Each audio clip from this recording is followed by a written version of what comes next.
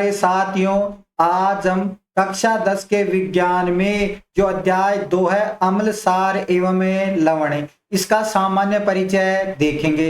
सबसे पहले यदि हम अम्ल की बात करें कि वे पदार्थ जिनका स्वाद खट्टा होता है उनमें अम्ल पाया जाता है। जैसे जो इमली है और जो नींबू है, जैसे कैरी है, इनका स्वाद खट्टा होता है, अतः इन सभी पदार्थों में अम्ल पाया जाता है। यदि हम अम्ल का दूसरा गुण देखें तो अम्ल को अंग्रेजी में एसिड कहते हैं। और यदि हम तीसरा गुण देखें कि इसे ट्रिक से याद रखते हैं, अनिल, नील, यानी क्या होता है अम्ल, और नी यानी क्या होता है नीला, और ल यानी क्या होता है लाल।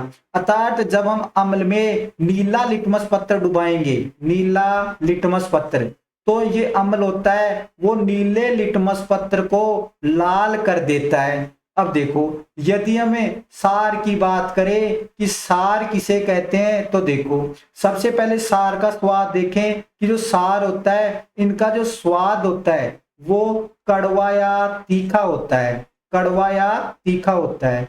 यदि हमें सार को अंग्रेजी में बेस कहते हैं। और यदि लिटमस पत्र की बात करें तो सार में यदि सार लाल लिटमस पत्र को, लाल लिटमस पत्र को नीला लिटमस पत्र में परिवर्तित कर देता है। जो अम्ल होता है वो तो नीले को लाल लिटमस पत्र में परिवर्तित करता है, जबकि जो सार होता है वो लाल लिटमस पत्र को नीला लिटमस पत्र में परिवर्तित कर देता है। अब हम सभी पदार्थों को चक्कर ये नहीं बता सकते कि वो पदार्थ अम्ल है या सार है, क्योंकि ये हमारे शरीर के लिए हानिकारक होता है। तो हम देखकर चुटकियों में ये बताएंगे कि कौन सा पदार्थ अम्ल होता है और सार होता है। इसका हमने अध्ययन पहले वीडियो में कर लिया है, जिसको हम देखकर ये बता देंगे कि वो पदार्थ अम्ल है या सार है। तो जिसको अम्ल और सार को पहचानने में दिक्कत होती है, आप वो वीडियो देख सकते हैं, जिसके आधार पर आप ये बता दोगे कि कौन सा पदार्थ अम्ल होता है और सार होता है। यदि हम महत्वपूर्ण बात देखें कि जो अम्ल होता है वो जल में अपघटित होकर हाइड्रोजन आयन देता है, जबकि जो सार होता है वो जल में अपघटित होकर हाइड्रोक्साइड आयन देता है। अर्थात जिस भी यौगिक में हाइड्रोजन आयन, शुरुआत में हाइड्रोजन आयन दिखाई देता है वो अम्ल होता है, और जिस यौगिक में हाइड्रोक्साइड आयन दिखाई देता है वो सार होता है। अब हम लिटमस पत्र की बात करें कि लिटमस पत्र कहते किसे हैं, तो देखो सबसे पहले जो लिटमस पत्र होता है वो लिटमस पत्र प्राकृतिक सूचक होता है, प्राकृतिक सूचक होता है।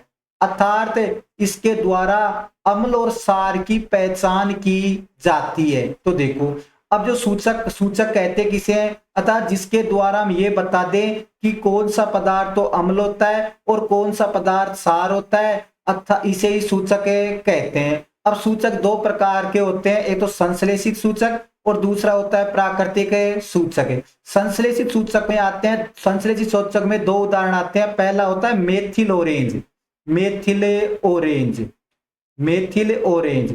और दूसरा देखें तो देखो दूसरा होता है फिनोलेप्थीन, फिनोलेप्थीन।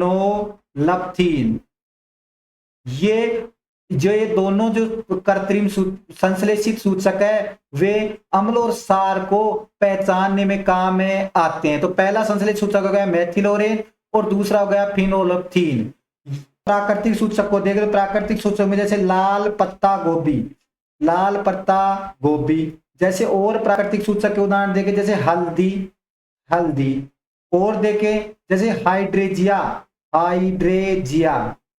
जैसे पेटूनिया, हाइड्रेजिया जैसे पेटूनिया।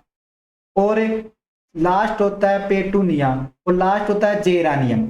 ये सब जो सूचक होते हैं वो अम्ल और सार को पहचानने में सहायता करते हैं और इसे ही प्राकृतिक सूचक कहते हैं। यदि हम आगे देखें तो आगे देखो, सबसे पहले यदि हम लिटमस विलयन की बात करें तो लिटमस विलयन में पहला गुण देखें कि जो लिटमस विलयन का रंग बैंगनी होता है, बैंगनी होता है।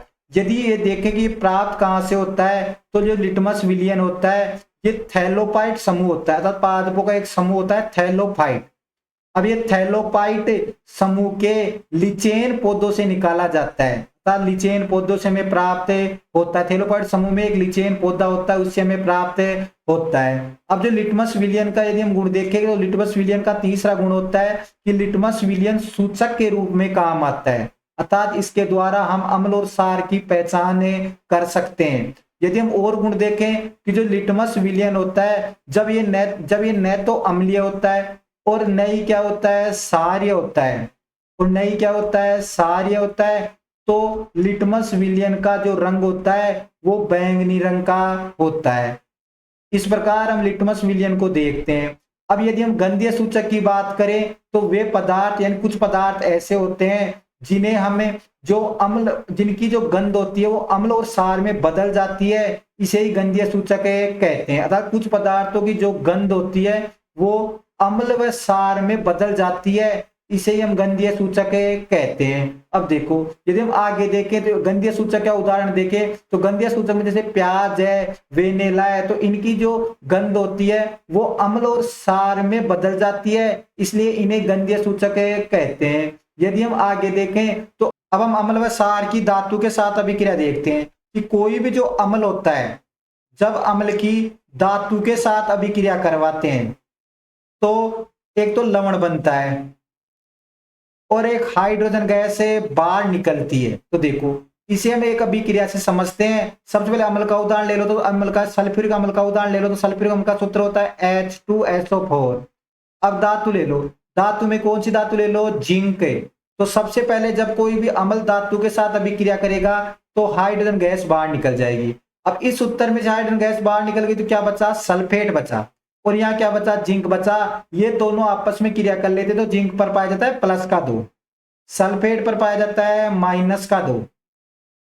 तो यहां से ये 2 कट जाता है, सूत्र बनता है ZnSO4। तो ये लवण का निर्माण होता है। इसे हम एक चित्र के द्वारा भी समझते हैं। सबसे पहले तो ये परख नली होती है। अब इस परख नली में सल्फ्यूरिक अम्ल अम्ल क्या होता है डालते हैं, और इसमें एक धातु कौन सी है, जिंक, और जिंक के टुकड़े को भी डालते हैं। तो जो अम्ल होता है जिंक के टुकड़े से अभिक्रिया करके गैस बाहर निकालता है, और यदि हम इस गैस के पास मोमबत्ती लगाते हैं तो ये गैस होती है वो फटफट की ध्वनि के साथ बाहर निकलती है, अर्थात जो फटफट के साथ जो गैस बाहर निकलती है वो हाइड्रोजन गैस होती है।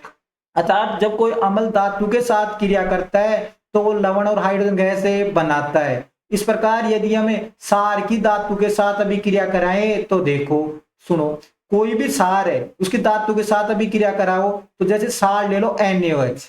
अभी हमने देखा था कि जिसमें हाइड्रोक्साइड आयन होता है वो क्या होता है, क्षार होता है। अब इसकी किससे क्रिया करा दो, धातु के साथ क्रिया करा दो, तो धातु ले लो जिंक। क्योंकि सभी जो क्षार होते हैं वो प्रत्येक धातु के साथ अभिक्रिया नहीं करते हैं, तो इसकी ये जो सोडियम हाइड्रोक्साइड है केवल जिंक धातु के साथ ही अभिक्रिया करता है। तो क्षार की जब धातु के साथ अभिक्रिया करेगा तो जिंक तो बाहर निकल, हाइड्रोजन गैस बाहर निकलेगी, तो हाइड्रोजन गैस बाहर निकाल दो। अब देखो यहां से हाइड्रोजन गैस बाहर निकली, इसका मतलब है यहाँ पे क्या लगा दो, शुरू में क्या लगा दो, इसको संतुलित करने के लिए 2 लगा दो। अब इसको समझने के लिए हम इस प्रकार समझ सकते हैं, ये 2 यहाँ भी है, यहाँ भी है और यहाँ भी है, तो इसको ऐसे भी लिख सकते हैं, सिर्फ समझने के लिए लिख सकते हैं Na2O2H2। अब यहाँ से H2 तो बाहर निकल गया। अब यहाँ पे क्या बचा, एक तो क्या बचा Na2 बचा, और एक क्या बचा O2 बचा, और आगे क्या बचा, जिंक बचा। तो सबसे पहले सोडियम पर भी धनावेश होता है और जिंक पर भी धनावेश होता है, तो धनावेश वाले को पहले लिख दो, और तो सूत्र बन जाएगा Na2ZnO2। ये बन गया। तो ये होता है जैसे क्या बना, Na2ZnO2, इसे कहते हैं सोडियम जिंकेट, सोडियम जिंकेट। अब देखो इसको वापस देखो कि जो क्षार होते हैं जब क्षार की धातु के साथ अभिक्रिया करवाते हैं तो हाइड्रोजन गैस निकलती है, परंतु जो सभी धातु, एक बात इसमें याद रखने की है कि जो सभी धातु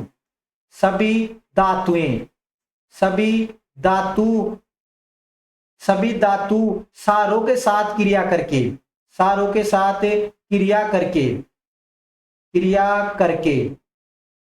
हाइड्रोजन गैस नहीं देती है, हाइड्रोजन गैस नहीं देती, अर्थात सभी धातु क्षारों से क्रिया नहीं करती हैं। आज हमने जो अम्ल और क्षार का सामान्य परिचय पढ़ा, लिटमस विलियन पढ़ा कि लिटमस, इसके बाद में हमने सूचक पढ़ा। सूचक दो प्रकार के होते हैं, प्राकृतिक सूचक और दूसरा होता है संश्लेषित सूचक। इसके बाद में हमने अम्ल और क्षार की धातु के साथ अभिक्रिया पढ़ी। आशा करता हूं कि आपको अम्ल और क्षार का सामान्य परिचय समझ में आ गया होगा। अब हम इसका